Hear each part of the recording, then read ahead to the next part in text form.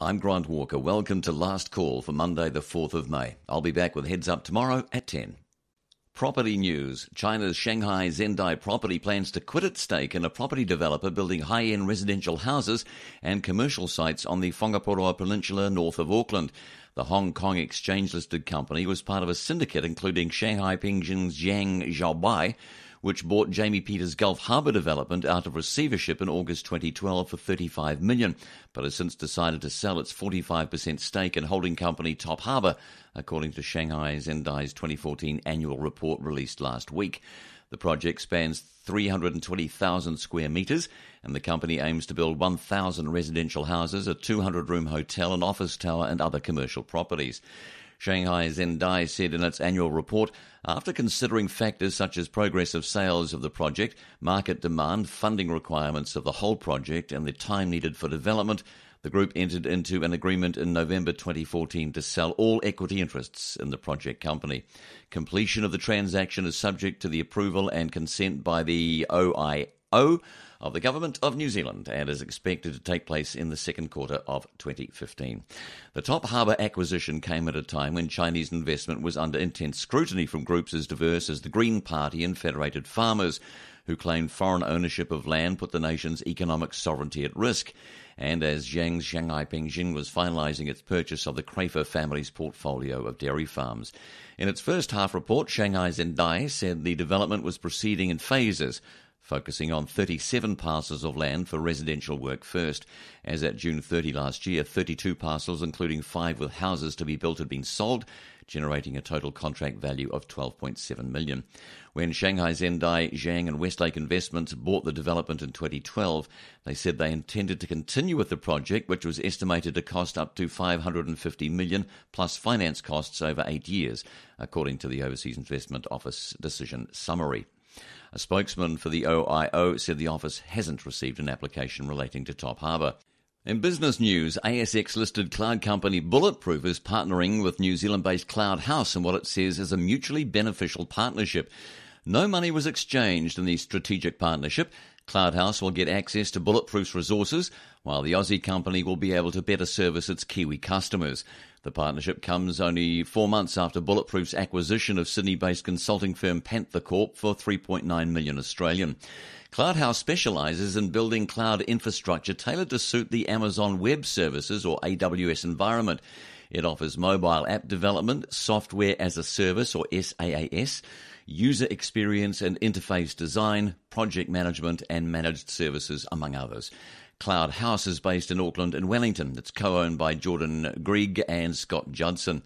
For the year ended 30 June 2014, Bulletproof had revenue of $18.3 million and a net loss of $3.1 million. It consults with businesses to help them choose cloud software, design and then implementation. Court news. The latest in a line of cases taken against banks over online banking fraud began in the High Court at Auckland this morning. The proceeding is the latest in a series of cases taken by Daniel Overton and Goulding lawyer John Waugh since 2010. He's been involved in 4 electronic banking cases for corporate clients that have settled, 2 with ASB, 1 with Westpac and 1 with BNZ. This case against ANZ kicked off in the High Court at Auckland today before Justice Matthew Muir. Electrical switchboard manufacturer Distribution Control is suing this country's biggest bank for almost $1 million after the manufacturer was the victim of an online scam. The case has similar traits to the previous ones, and a common thread has been that banks do not cross-check the name and number of a payee in electronic transactions. This allegedly leaves the process open to fraud by company employees who enter the correct name but a different account number. Distribution Control's office manager Patricia Hurley was convicted of fraud while employed at the company between 2006 and 2011. The company claims ANZ breached its contractual duties because of the electronic banking system's alleged deficiencies. It's also claiming under the Fair Trading Act, saying ANZ's security features were misrepresented. Judgment was obtained against Ms Hurley in Distribution Control's favour for $1.06 million in October 2011. However, she died in early 2012. ANZ's position, outlined in its statement of defence, is that just because the system is secure, that does not mean the bank can protect businesses from authorised users. It says that is accepted in the terms and conditions of the deal. It broadly denies the claim and says there is a limited liability clause. The bank says if there is a claim, distribution control should be liable in contributory negligence. The trial is expected to take less than a week, with expert banking witnesses and testimony from the plaintiff. NBR Radio with the Property Press. It's out now to show you around. I'm Grant Walker with Last Call. Here's what's trending on NBR Online. Dairy or veggies? Which is more profitable in farming terms? Biggest commodity price fall in years, but it's not all bad. Mexican food chain launches crowdfunding for expansion. And in other business news, NZX buys one. Sea Dragon loses 2 top people. And the warehouse looks set to offer 5-year bonds. To find out more on those stories, log on to nbr.co.nz or stay tuned. Those stories coming up next on NBR Radio. Hi there, I'm John Stewart. Now let's just take a look at that boxing match on Sunday between Mayweather and Pacquiao. It had enormous interest worldwide, but also at enormous prices. But people were able to actually stream on Twitter the actual match while it was happening, and they were able to use their phones to do that. The system's called Periscope, and I'm joined now by Chris Keel, who can explain to us just what Periscope is.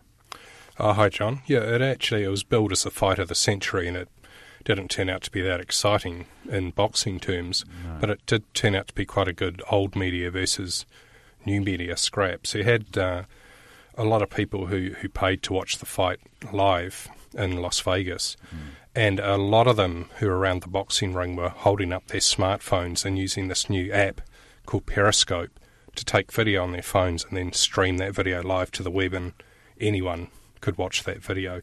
We had one guy who apparently had 10,000 people watching the stream.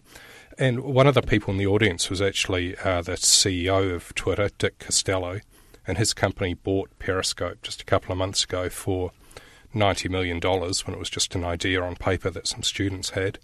And they whipped it into shape and launched it a few weeks ago, and the fight over the weekend was the first time it had really hit the mainstream. So those students will be very happy students and quite rich.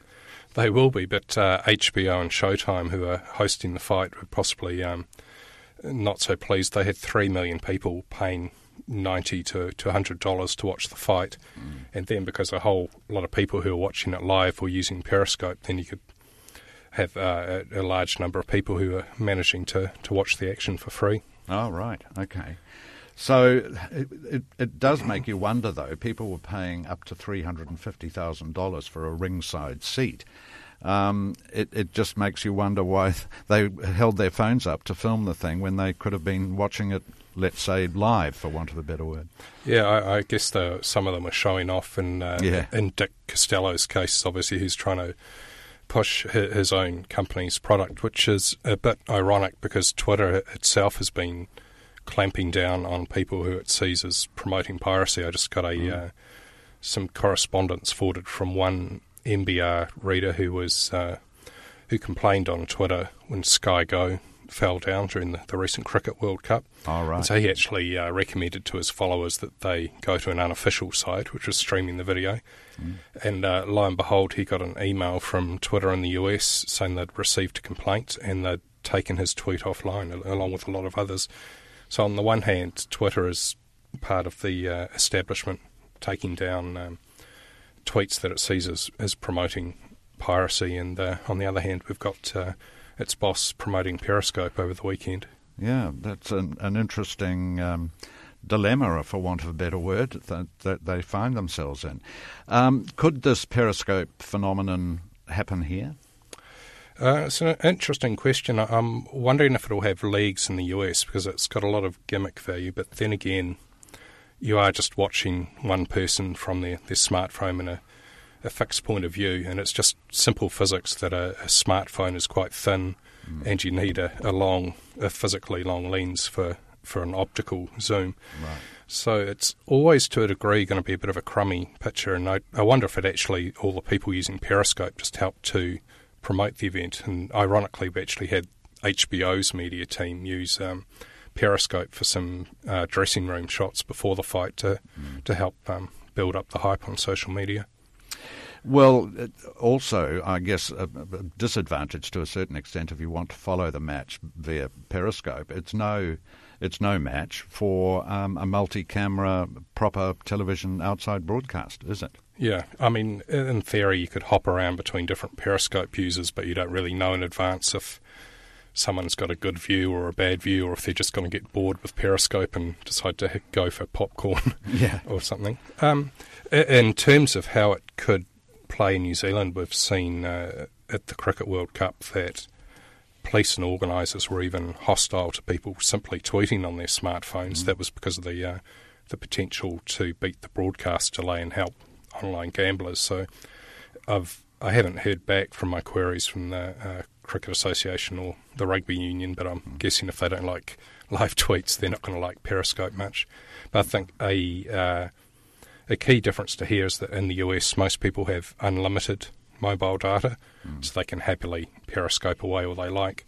Whereas a couple of weeks ago when Periscope was first released, a lot of New Zealand users went wild with it, and then a few hours or a couple of days later they realised they'd blown their monthly cap. So here it's just not quite so practical in financial terms. I guess also it could have an application at rock concerts and the like, performances of various kinds. It could do as well. It'd be like a modern version of people taping a rock concert or taking along their camcorder. But again, I think it'll have the same effect. It'll be only die-hard fans who seek out bootleg recordings of people who are going to buy a ticket or buy the music anyway. I don't think anyone would use it as an alternative to the full-blooded experience. No. So a bit of a one-night wonder maybe. But thanks very much, Chris, for that insight into this new system of broadcasting, for want of a better word. Yeah, I think it'll be one to watch because in future probably unlimited mobile data will come here and the streaming will get better, but for now it's not going to shake the foundations of media. Indeed. Thanks very much, Chris. NBR Radio. Free to air online with business news you can use. To insurance and the courts, the Supreme Court has delivered a precedent-setting ruling over claims for costs against the Earthquake Commission. EQC was arguing it should not have to pay costs against 3 claimants. They had taken court action against EQC, arguing their claims were over the EQC $100,000 cap. EQC deals with amounts below this amount under the Fletcher Home Repair Program. Claims of more than $100,000 are dealt with by private insurers. The plaintiffs also complained about delays by EQC in settling the claim. After the plaintiffs filed their proceedings, EQC revisited the claims and agreed they were more than $100,000. In the case of the Whitings, EQC initially wanted to pay them $134,471 to repair their house. The Whitings commissioned their own experts and claimed $341,000 from EQC. That's $100,000 plus GST for each of the 3 main earthquakes, plus $800,000 from IAG. Following mediation, EQC increased its offer, and the Whitings discontinued their action against EQC and made a claim for court costs. EQC challenged the costs claim, saying it would have settled the claims regardless of the court action. The court heard EQC had not explained why it took 15 months from January 2013, when the proceeding was commenced, until April 2014, when it recognised that its previous stance was incorrect. Neither had it provided any reason for its change of stance. Well, the Supreme Court rejected EQC's arguments and ordered costs in favour of the 3 plaintiffs. The actual amounts to be paid vary depending on the amounts claimed and the court actions required, but will run into tens of thousands. The courts say the ruling has already influenced the outcome of several other earthquake-related cases and is likely to be a precedent. Liquidation news. Liquidators of property developer Tony Gape's investment vehicle Victoria Street West are yet to finalise how much is owed, but said there is the potential of $1.4 million to be available for unsecured creditors. Victoria Street West appointed liquidator John Gilbert of CNC Strategic on April the 10th. In Gilbert's first liquidator's report, he was still establishing how much was owed to creditors. The liquidator's report says Victoria Street West, previously known as RW Corporate and Redwood Group, bought a development property prior to the global financial crisis in 2008. The development became unviable and was eventually sold by the mortgagees, leaving a number of unsecured creditors, including related parties, unpaid. Victoria Street West had not traded since 2014 and appears to have acted as corporate trustee for the Redwood Group Trust, said Gilbert's report. Redwood Group is a property developer wholly owned by Gapes. The developer has previously said more liquidations may follow as his accountant goes through various company structures. Gapes is listed as the shareholder and director of 6 companies, of which he's the sole shareholder of 5, according to the company's office.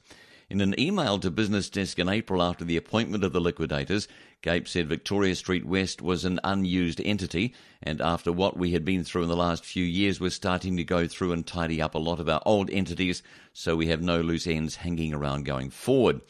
Gapes is building 424 affordable townhouses and apartments for his Spring Park residential development in the Auckland suburb of Mount Wellington.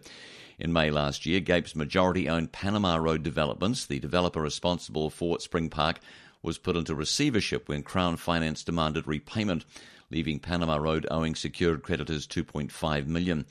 Gapes said the company emerged out of receivership 2 months later and the development is now fully funded. Spring Park's website names Redwood Group as the developers. However, Gapes said in his email Panama Road was the developer. Gapes said the first 160 homes were under construction, with the first home expected in June. To farming. As most dairy farmers write off an estimated net profit this season of less than $20,000, some may look across the fence to an industry with exports of more than 3 times the return per hectare: horticulture. Last month it was reported that for the year to June 30, 2014 New Zealand's horticultural production exceeded $7 billion for the first time, and from a meagre 123,000 hectares, compared with dairy's 1.7 million hectares that generated $16.9 billion in exports. Investment in horticulture totaled $36 billion, made up of $15.6 billion on farm and $20.9 billion mostly in post-harvest facilities for cleaning, sorting, packaging and processing produce. This country's largest investments in horticulture by crop type are in viticulture, kiwi fruit, pip fruit, that's apples and pears, and potatoes, which together amount to 54% of horticulture land. Horticulture New Zealand Chief Executive Peter Silcock says ultimately it's about looking at what the most suitable things to grow in which region are. He says the industry is focused on particular areas such as pip fruit in Hawke's Bay and Nelson, kiwi fruit in the Bay of Plenty or avocado in Northland. Similarly, the 10,000 hectares of potatoes commercially grown in New Zealand are mostly located in Pukekohe, Hawke's Bay, Manawatu and Canterbury. However, export returns per hectare are a rather different proposition from profitability per hectare. Mr. Silcock says, I think if you look at profitability, it will vary across the products in horticulture, but some products will be significantly better than dairy. Also, people would argue that there is more risk with horticulture from weather, for example. In addition, the average operational land area or effective hectarage may only be 5 to 10% that of dairy. Mr. Silcock says over the past 10 or 15 years, we've seen a lot of people come out of the dairy industry and into horticulture. Sometimes that's people looking at a change of lifestyle. The fruit industry in particular is more seasonal, so you get more time off at certain times of the year. But people are still interested in diversifying risk and changing their businesses. According to the latest edition of the industry statistics publication Fresh Facts, horticulture exports for the year ending June 30, 2014 total just under $4 billion, with the largest horticulture export categories wine at $1.3 billion, kiwi fruit $930 million, apple $536 million, frozen potato $105 million, and avocado $93 million. NBR Radio. With Clooney Restaurant now offering Auckland's most exclusive private dining room. NBR Radio. Hi there, I'm John Stewart with you on May the 4th, Monday.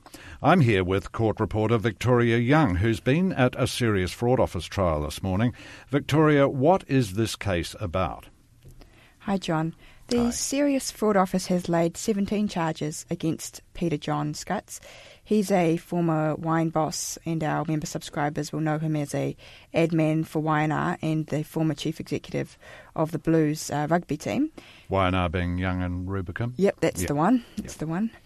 These charges have come in after a complaint from Family Foley Wines, and he's pleaded this morning not guilty to all the charges. There were some amendments this morning, and that was before High Court Judge Justice Mary Peters. How many charges? There's 17 in total. There's one that relates to a secret reward under the Secrets Commission Act, and the other 16 charges relate to dishonest use of a document for a pecuniary advantage, which is under the Crimes Act. Which is the usual one that they use for fraud cases, isn't it? Yes, it is. And sort of the 16 charges sort of stem from the first secret reward. So they're kind of part and parcel in a way. Right. So what's the Crown said in its opening? Right. Well, Rachel Reid is acting for the Crown, and she's sort of outlined the case this morning. The parties that are involved are New Zealand Wine Company, which Mr Scutts was a contractor for, and the other party involved is Liquor Marketing Group, which is an Australian wholesaler. Now, essentially what the Crown is alleging is that there was an arrangement with New Zealand Wine Company, but Mr Scutts was also taking a secret commission from the Liquor Marketing Group. Ms Reid said this morning that what Mr Scutts did was he used a separate company, Rockford Reed's Wine, which he owned with his son, and he used that company to make it look like the transactions involved were being prepared by his son instead of himself, basically. Oh, right. Okay. So what happens next? Oh, and of course, we've got to be even-handed here. We've looked at what the Crown is saying. So what is Mr Scutts' defence saying? Right, now Mr Scutts has John Billington QC defending him, and basically Mr Billington had a mini-opening this morning which basically denies everything and says that the timing of the transactions is key, that the payments, the alleged wrongful payments came after this arrangement with New Zealand Wine Company. And he also said, which I found quite interesting, that in any event, the transaction was a good one for New Zealand Wine Company, and it actually stopped New Zealand Wine Company from going insolvent because, according to him, the bankers were at the door. So, Yeah, an interesting angle on it. So what happens next in the case? I presume we start hearing evidence. Yes, so the full trial with witnesses is expected to take at least a week, but not more than 2. Interestingly, what John Billington says is that he's going to bring a witness, which was interviewed by the SFO, but they've decided not to use as a witness. And this is the witness of the Australian Liquor Marketing Group, who John Billington says knows exactly what the transaction was about. So it'll be interesting to see what he has to say. Indeed it will. Well, Victoria, thanks very much for your background to this interesting SFO case. Thanks, John. You're listening to NBR Radio. Upgrade to My NBR Radio with a smartphone-only subscription to NBR Online today for free and receive unlimited access to NBR Online on your smartphone until August 31st. Visit www.nbr.co.nz/free. To farming. As most dairy farmers write off an estimated net profit this season of less than $20,000, some may look across the fence to an industry with exports of more than 3 times the return per hectare, horticulture.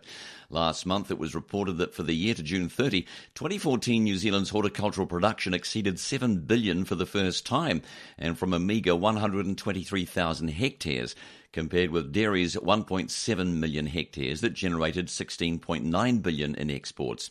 Investment in horticulture totaled $36 billion, made up of $15.6 billion on farm and $20.9 billion mostly in post-harvest facilities for cleaning, sorting, packaging and processing produce. This country's largest investments in horticulture by crop type are in viticulture, kiwi fruit, pip fruit, that's apples and pears, and potatoes, which together amount to 54% of horticulture land. Horticulture New Zealand Chief Executive Peter Silcock says ultimately it's about looking at what the most suitable things to grow in which region are. He says the industry is focused on particular areas such as pip fruit in Hawke's Bay and Nelson, kiwi fruit in the Bay of Plenty or avocado in Northland. Similarly, the 10,000 hectares of potatoes commercially grown in New Zealand are mostly located in Pukekohe, Hawke's Bay, Manawatu and Canterbury. However, export returns per hectare are a rather different proposition from profitability per hectare.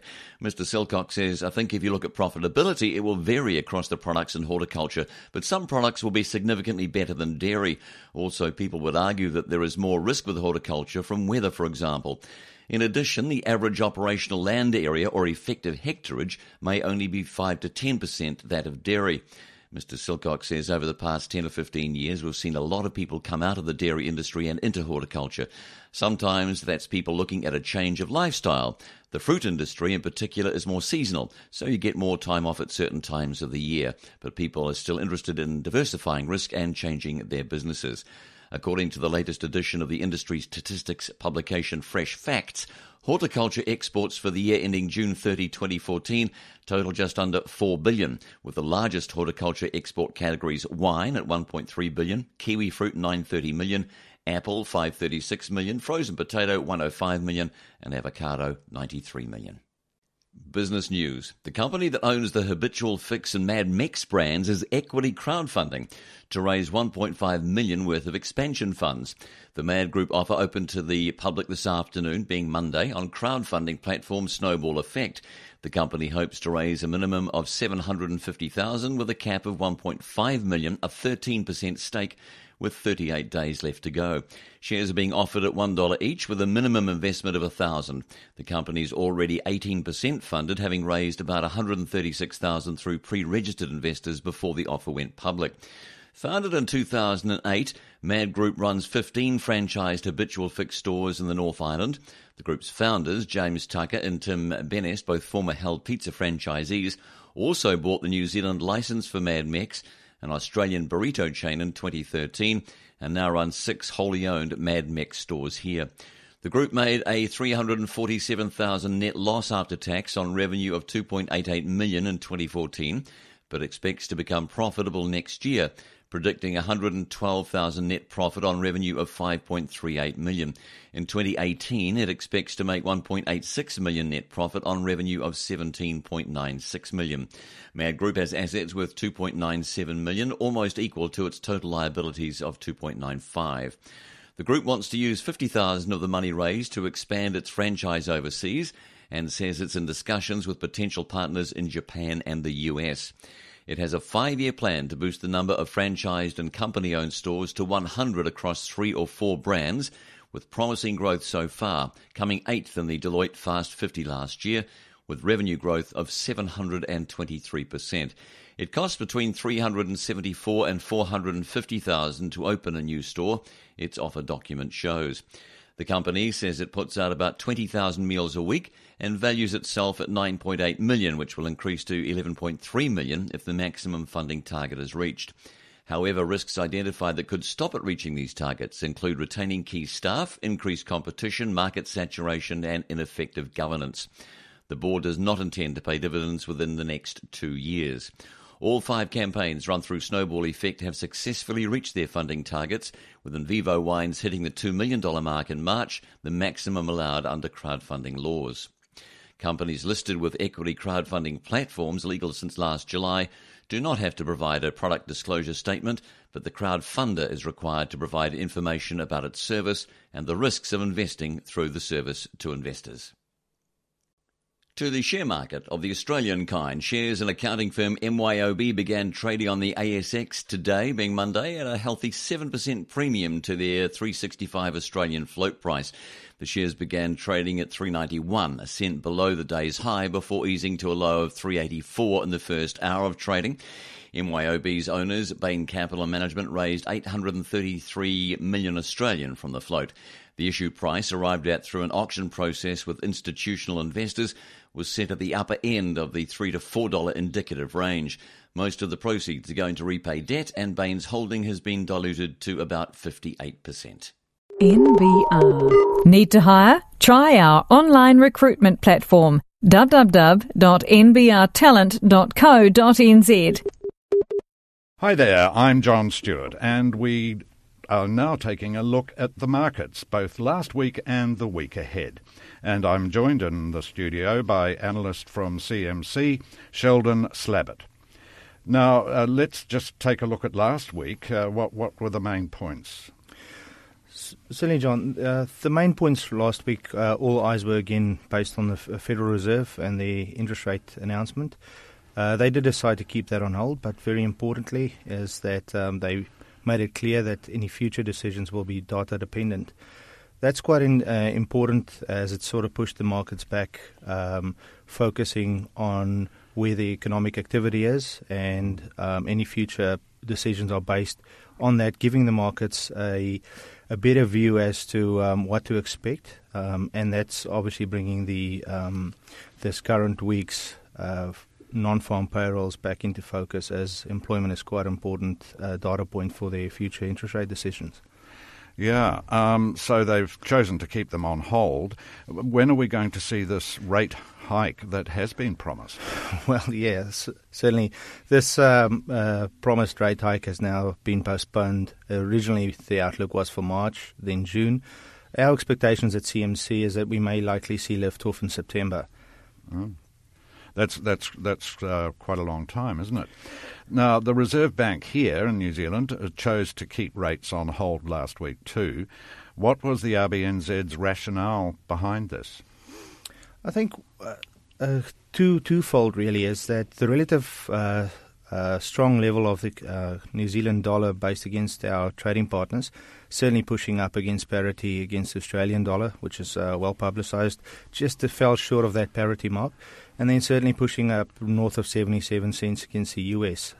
Now, that's certainly the longer-term impact on our exporters is something of concern, and secondly, the lower commodity prices that we've seen both in the dairy sector, meat and lumber, pretty much across all commodity markets as of the peaks in 2014.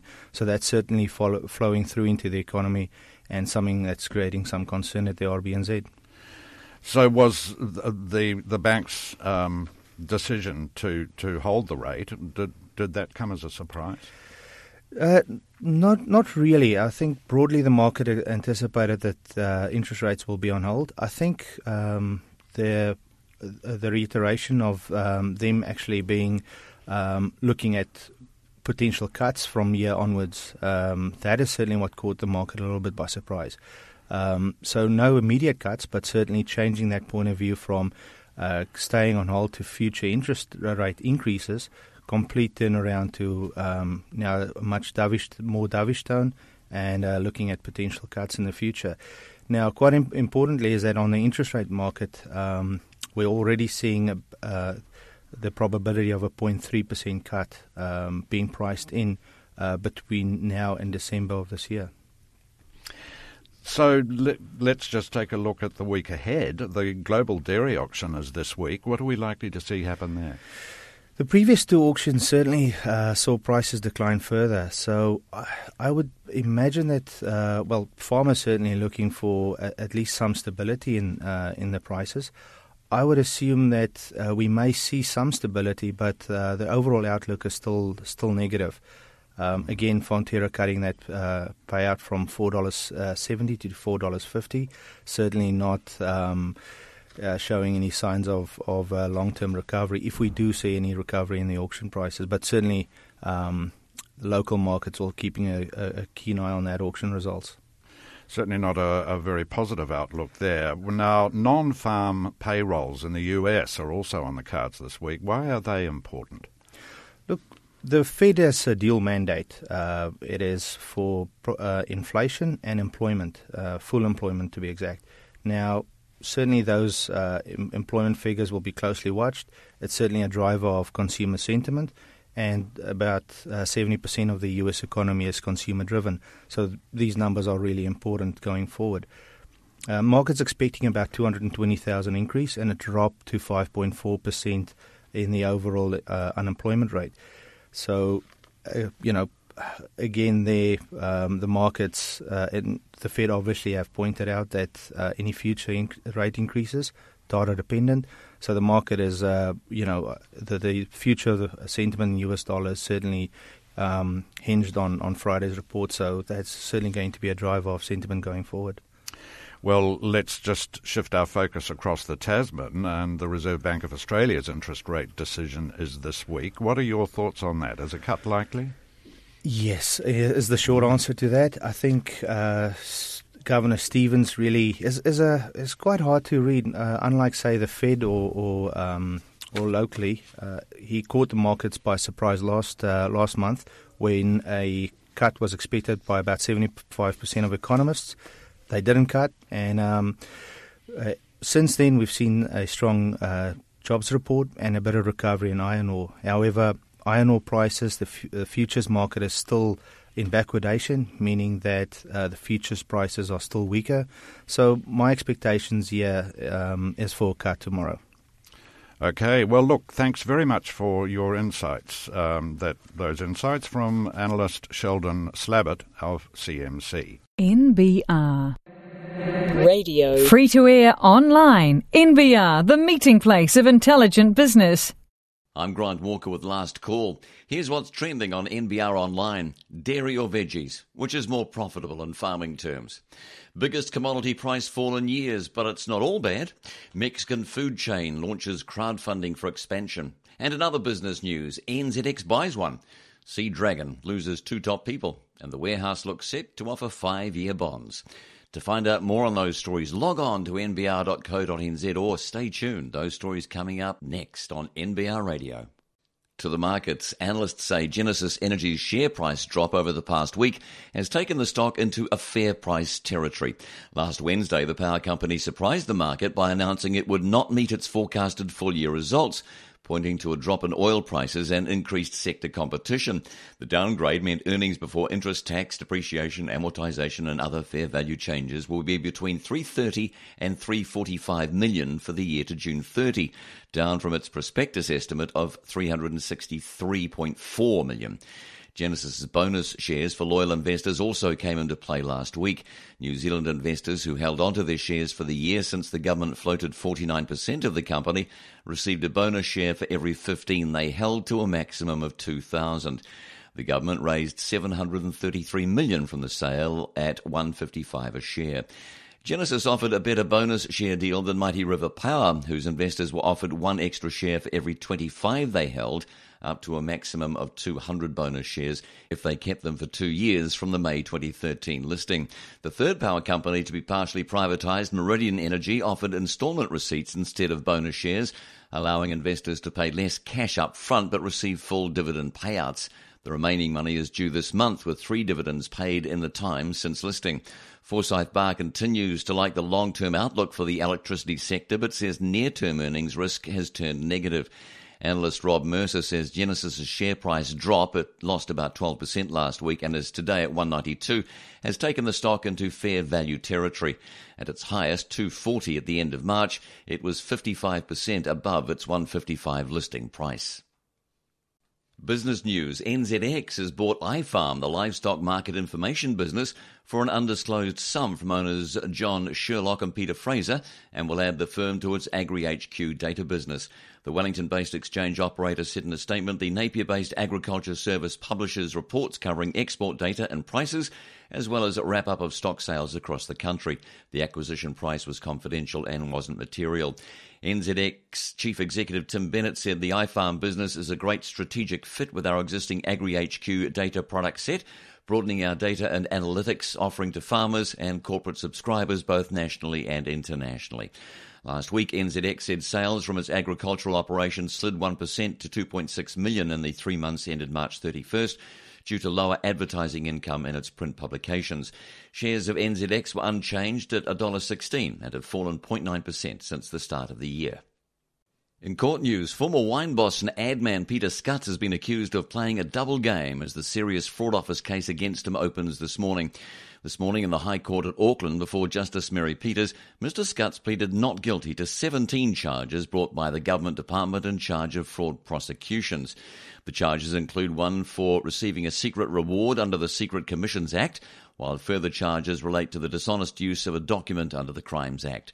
The SFO alleges while working for the New Zealand Wine Company, Mr Scutts received payments from Australian wholesaler Liquor Marketing Group based on the volume of wine sold.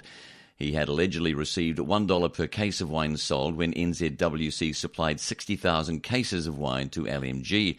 Mr Scutts had used a company jointly owned with his son Oliver, Rockford Rees Wine Company, to invoice NZWC and LMG, but some payments, the Crown alleges, went to Mr Scutts' Australian bank account. Crown Prosecutor Rachel Reid says Mr Scutts was paid by NZWC more than $1,000 per day, plus business expenses for wining and dining, which included pursuing senior managers of LMG. She told the court Mr Scutts was playing a double game and taking a secret commission from one party for doing so. She says Mr Scutts prepared invoices in a particular way so they were not discovered by NZWC, and even if they were discovered, they were prepared in a way which looked like they were prepared by Mr Scutts' son.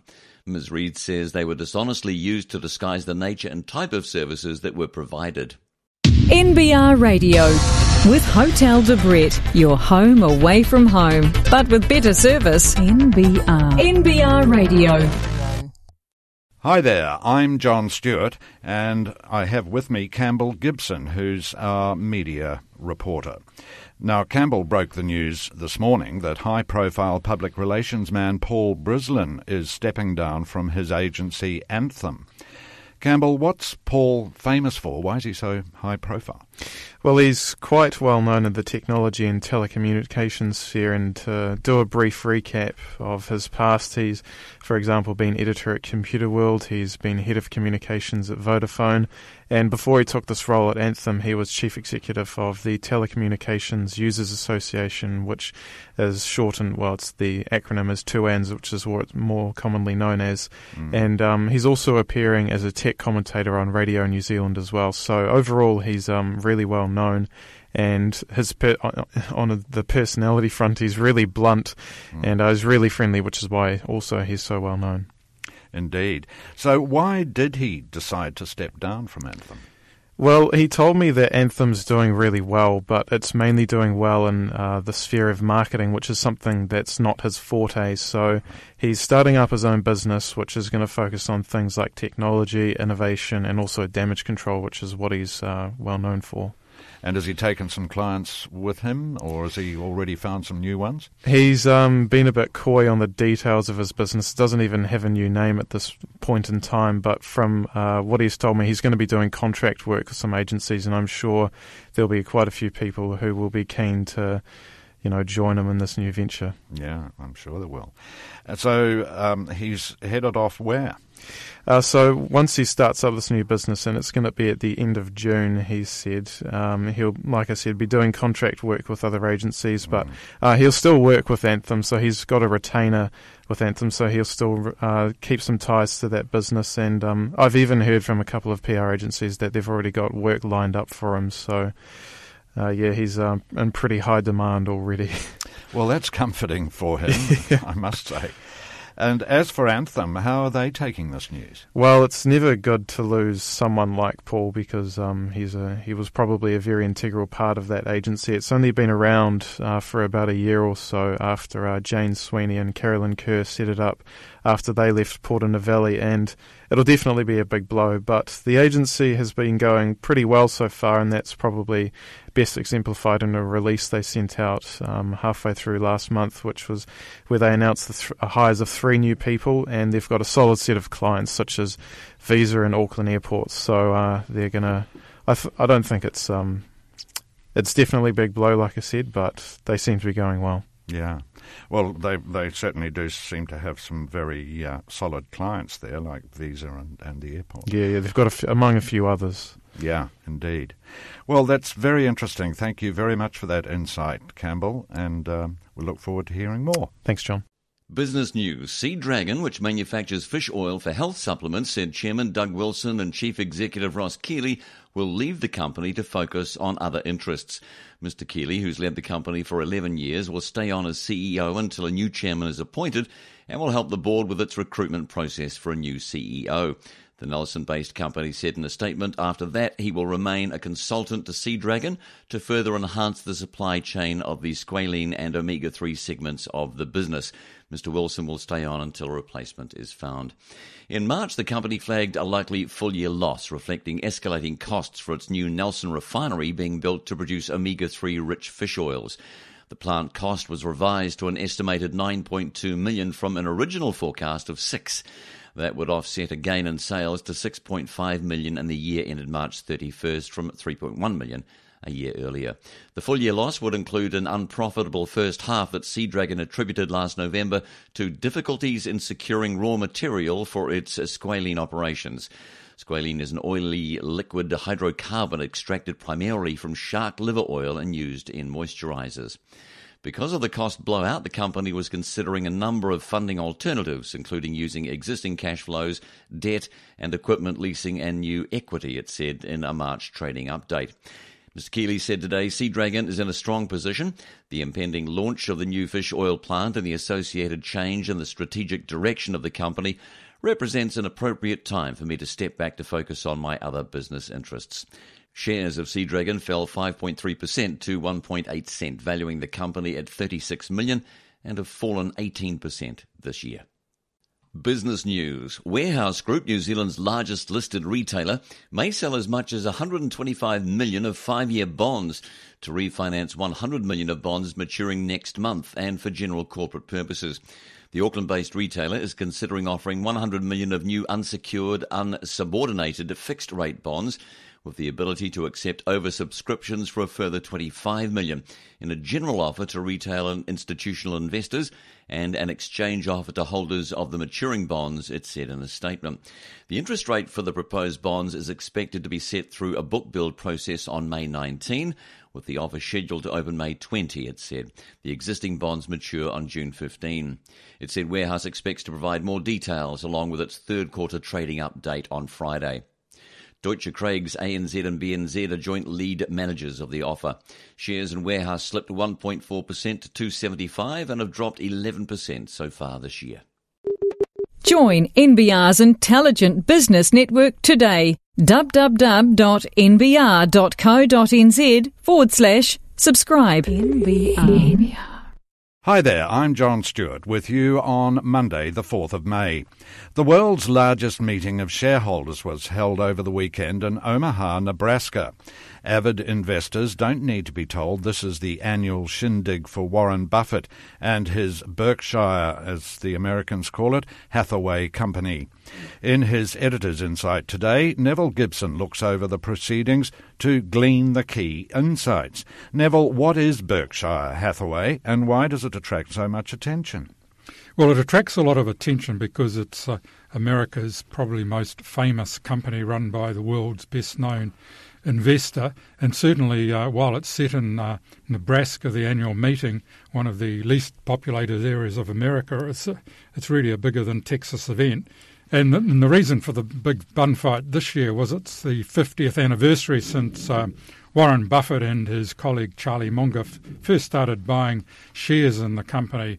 And the Wall Street Journal, in its report of the meeting, and that goes on for pages, said it had increased its share price 2.85 million%. That's good. Well into 7 figures in a percentage term, so you've got to add on a little bit more.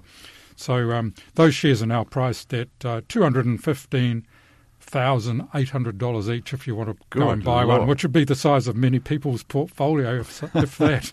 Indeed, if that. So what happens at this meeting that, as you say, is bigger than Texas?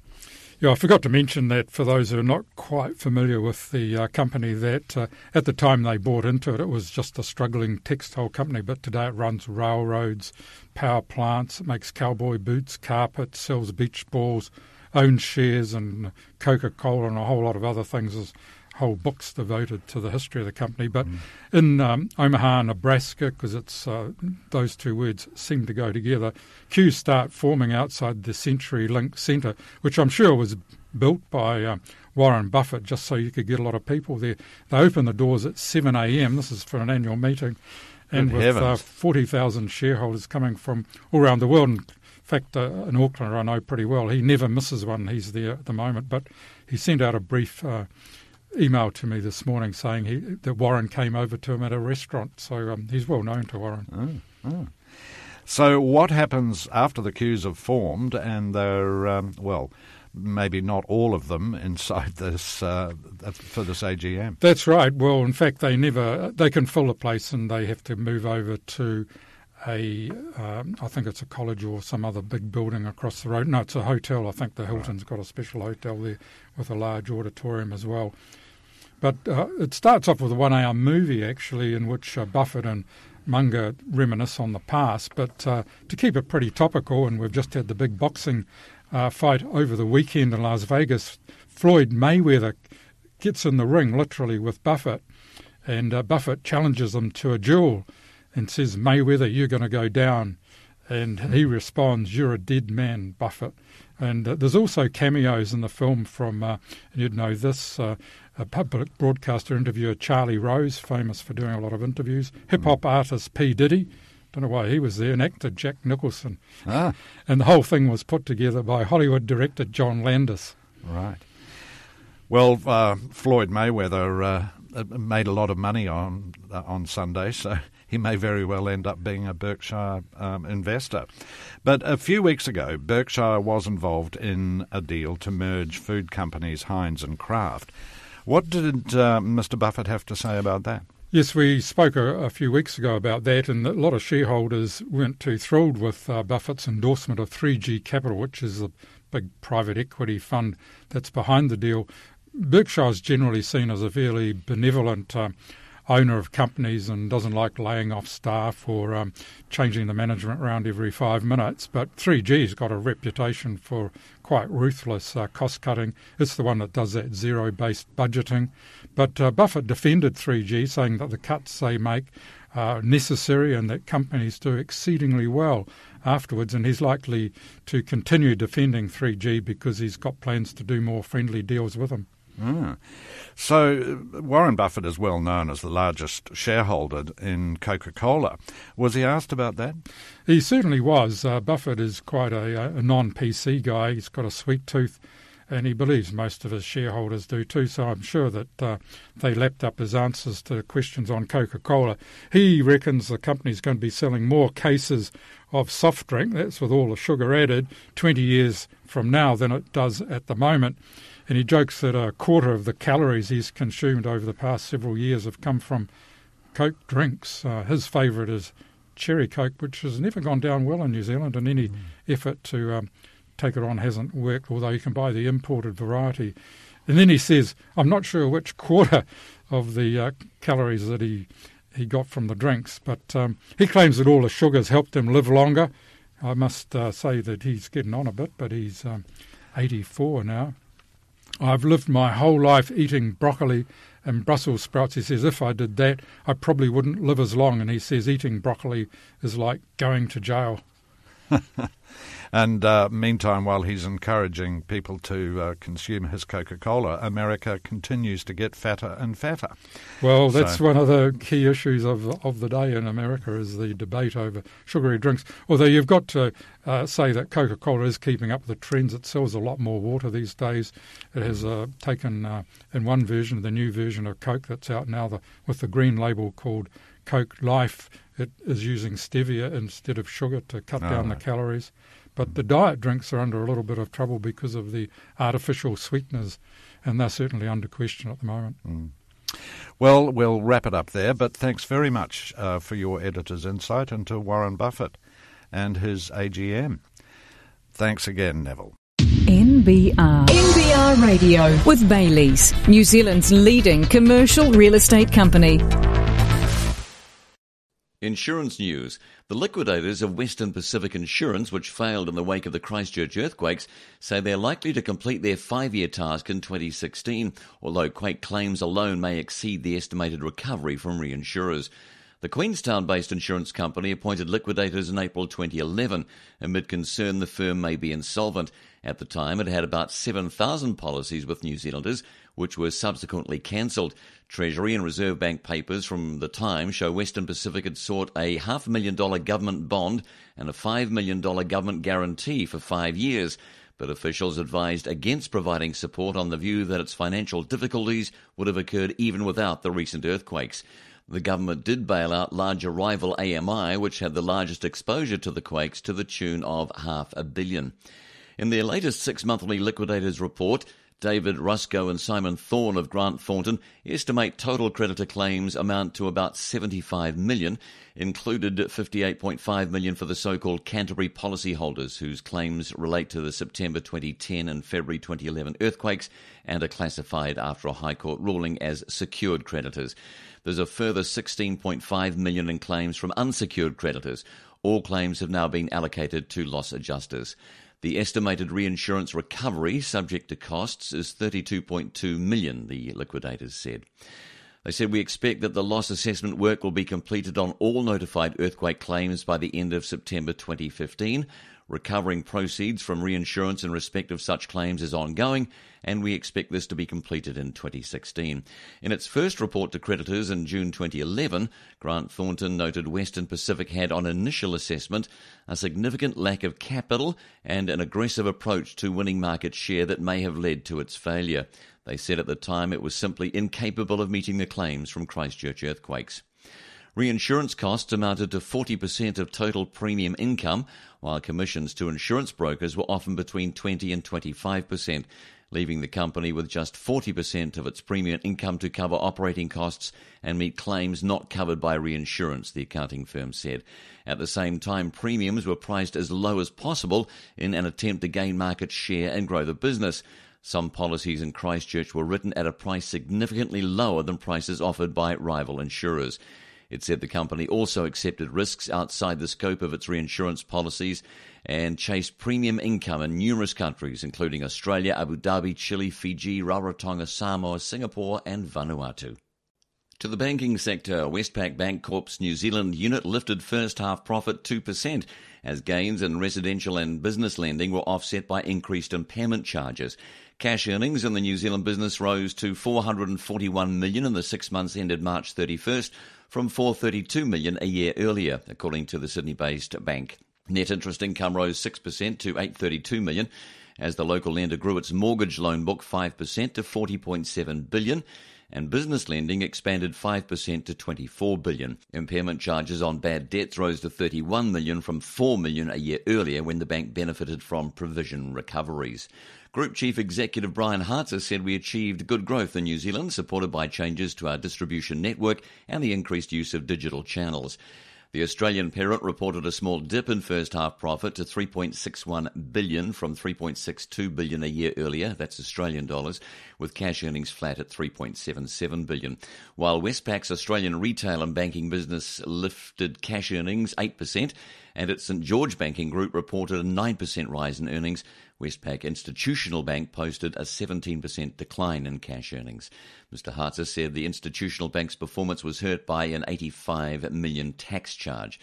The New Zealand unit widened its net interest margin to 2.29% in the period from 2.28% a year earlier, as cheaper wholesale funding costs and improved deposit spreads offset competitive pressure in the mortgage market.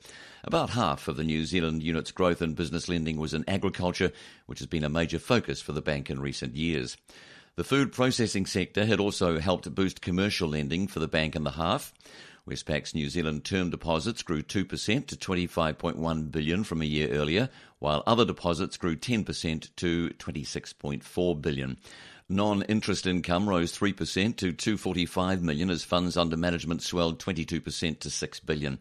The parent's board declared an interim dividend of 93 Australian cents per share, unchanged from a year earlier, with a May 15 record date. The dual-listed shares were unchanged at 38.32 on the NZX and have gained 11% this year. Hi there, I'm John Stewart, and we are now going to take a look at the Genesis Energy earnings downgrade last week and its flow-on effects. The reporter who's been working on that story is Kalida Smiley, and she joins me now. Now, why did this earnings downgrade happen last week, Kalida? Well, Genesis put out this earnings downgrade just to say that they're not going to reach their prospectus forecast since listing last year. There was a number of reasons that they said they weren't going to make it. One of them was from increased competition in the sector. Another is lower hydrology, which affects the wholesale price, and there's been a drop in oil prices as well. What do you mean by lower hydrology? Less water? Yes, there's been less rainfall. Yep. Yeah. And where's this competition coming from? Is it the other partially privatised state energy producers? Yeah, well, the thing is, there's just, electricity is electricity, so retailers can't say, my product's better than your product, so they're trying to poach customers from other providers. I see. So at the moment, there's no real growth for them that's happening. So they're just poaching from each other. no profits. So did that downgrade come as a bit of a surprise for the markets? Yeah, it was a surprise, and obviously you can see that in the share price lowering like that. They had given some indication that they weren't doing so well at their annual results meeting, but the market was obviously a bit shocked by this. Right. Now, the shares have fallen below the $2 level. Does that make them more affordable for a lot of investors? I think so, and what an analyst told me last week was if it went below $2, it would be more affordable because the whole sector has been a bit overpriced recently. So they say that maybe some bargain hunters will be taking a look at the stock now. Yeah. Now, there was a bonus share issue. Now, who qualified for that? Any investor that was there when it was partially privatised last year, if they held onto their stock for a year, then they got an extra bonus share for every 15 they held to a maximum of 2,000.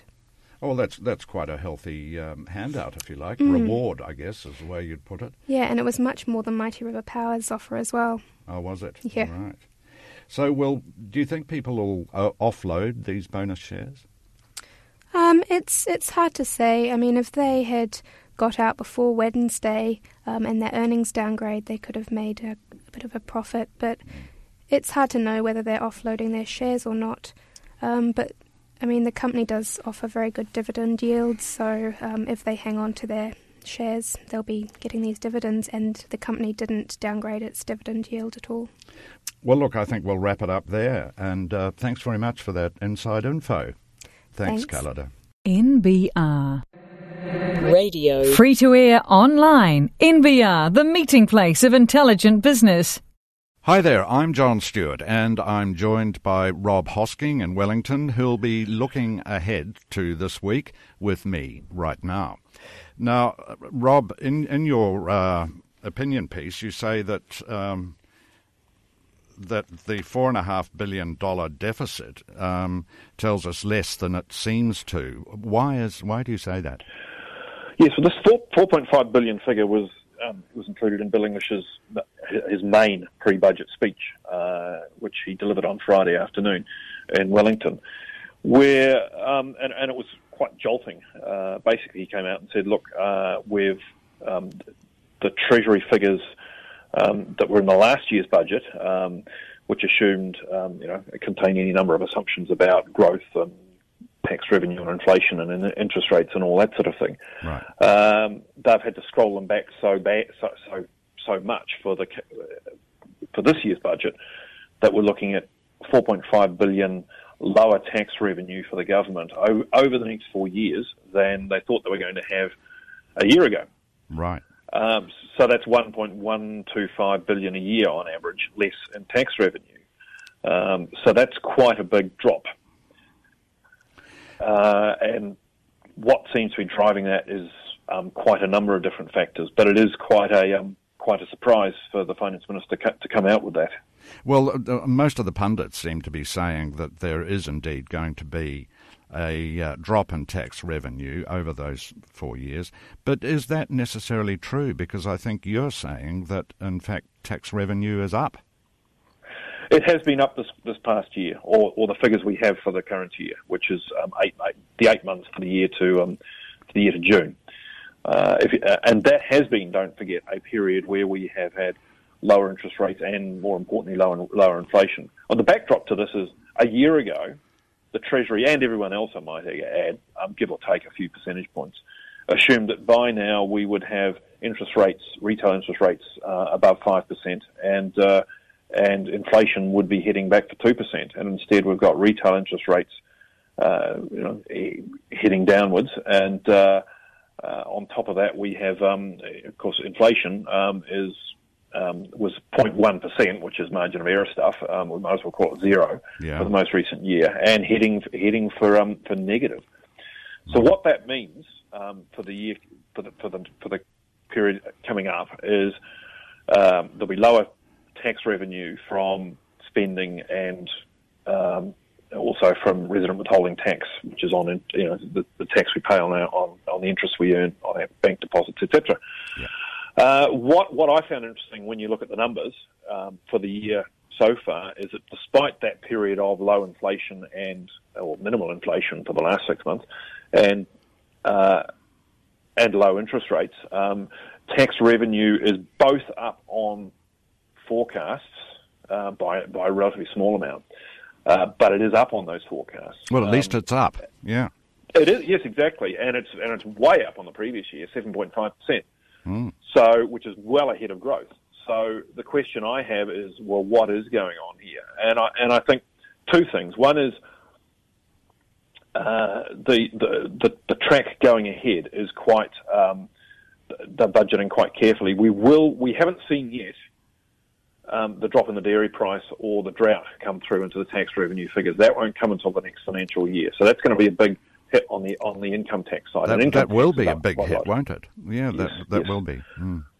So, and because of the way provisional tax works, that will be next year's dip. That will be a big part of it. Corporate tax, by the way, over the past year is hugely up, 12% on the previous year. Why is that? Look, corporate tax is the most difficult area to forecast, and I've seen papers on this which sort of will take, 50 or 60 pages with, acres of footnotes to conclude that nobody knows. It is always very volatile, and it tends to fluctuate like those sine graphs we used to have in maths, which sort of it's over 1 year and it's down the other. And we're obviously been on a bit of an upswing the past year, and next year will probably be down. The other thing, and the big area that's down is GST. Right. And again, that is slightly up on forecast by about 2%. By about 0.2%. But it is down on the previous year. So what seems to be happening there is a combination of people spending less, but also again that's deflation. That's lower prices. I think I strongly suspect that the government or the Treasury, because these forecasts are prepared by the Treasury without ministerial direct input, although I'm sure they're influenced by ministers' views because they're human. Despite what you might hear about the Treasury, they are human.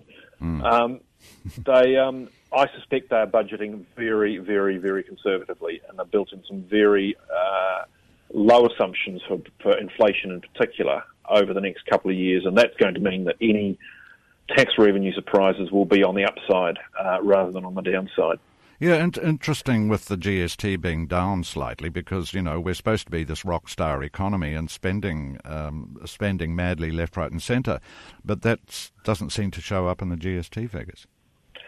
Yeah, well, some of that, of course, is you've got more people buying stuff overseas, right, and not paying GST, and that in turn, that's a combination of everyone doing stuff online a lot more, but also our strong dollar means that those imports, the cost of the imports are lower. And I suspect there is a strong dollar effect there too, because again, the other assumption in last year's forecasts was that the New Zealand dollar would have come down quite a bit more than it has. Now, it has come down a bit, but, as we keep being reminded constantly, the dollar is still too high. Yes.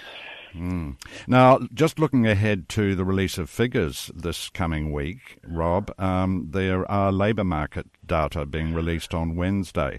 Are they particularly of moment?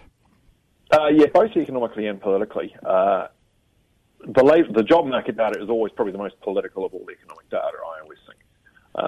And we've seen improvements over the previous quarters in jobs, in the number of jobs, and in the amount people are getting paid. The pay increases have been lower again than Treasury or anyone else forecast, and that's being driven partly by our high net migration. And that net migration figure is partly more people coming here, but also we've got more people staying. There's fewer people's going overseas.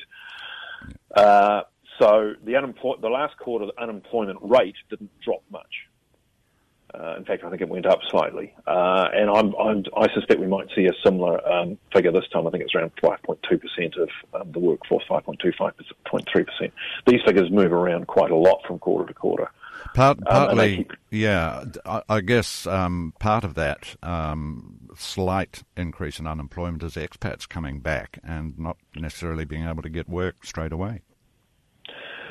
Yeah, or crowding out other people. Right. Most of the expats coming back are skilled people coming into jobs. It right. seems to be more that there's not so much pickup there. You've got a swelling of the workforce going on. Right. The underlying economic indicator I always think is very important is the number of hours worked, and that's I'm picking that's going to come up quite a bit again, and that's partly a function of our more flexible labour market. One of the interesting things I thought that happened during the downturn at the end of downturn, which began at the start of 2008, was unemployment actually took a year to pick up. Unemployment stayed quite low for a long time, but the hours worked tailed off quite a bit. Yeah. And that was increased part-time work, lower. And on the upswing, you've had the opposite effect happening, plus the net migration figures. And, you've just got fewer Kiwis going overseas now. Yeah. Well, just shifting our focus to Parliament, John Key is back. So what do you see happening in the House, particularly from the opposition benches this coming week?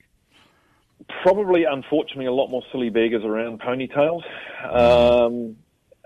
It will be interesting to see how much further they want to take this. The opposition is trying to build a narrative around, I suppose let's just be blunt and call it sexism, and that's driven a lot of the issue, a lot of attacks on Key. There's no doubt in my mind he was an arrogant dickhead. You don't pull adults. You just don't pull people. That's just, it's 6-year-old behaviour. It's not, it's conduct unbecoming of any adult, let alone a Prime Minister. Trouble is, he was a bit of a recidivist offender there as well. Yes. He didn't just do it once; he did it several times. Yeah. So the opposition is kind of trying to keep this alive. On Key's side, I think he's doing what I call his. We know Key wears a lot of hats, right? Because he often uses them to get out of trouble. He has another unofficial, party leader hat, Prime Minister hat, Minister of Tourism hat, etc. He also has a hat I call the Paul Henry in Chief hat, or Trollmeister to the nation, where he basically baits his opposition into attacking him and overdoing it. Right. And it tends to be in these areas around what you might call loosely political correctness. And they seem to fall for it every time. Initially when this thing blew up, Labour and the Greens did play it a lot more carefully than they have in the past. They were sort of, they did the sort of pro forma, if you like, criticism, but didn't go over the top, and that lasted about 72 hours, and then it kind of took off. And certainly by last week in the House, there was also opposition MPs linking Ponytailgate to not making a surplus this year, which was quite a stretch, I thought. Yeah, indeed. Well, look, we'd better wrap it up there, Rob, but it looks like quite an interesting week ahead of us. So thanks again to Rob Hosking. NBR. With a National Business Review smartphone subscription, you can read or listen to the latest from NBR online. And for a limited time, it's free. Join NBR's Intelligent Business Network today and get free smartphone access to NBR online until August 31st. NBR doesn't do sport, weather or horoscopes, just timely, relevant, useful and insightful business news. So for business news you can use for free, visit nbr.co.nz/free.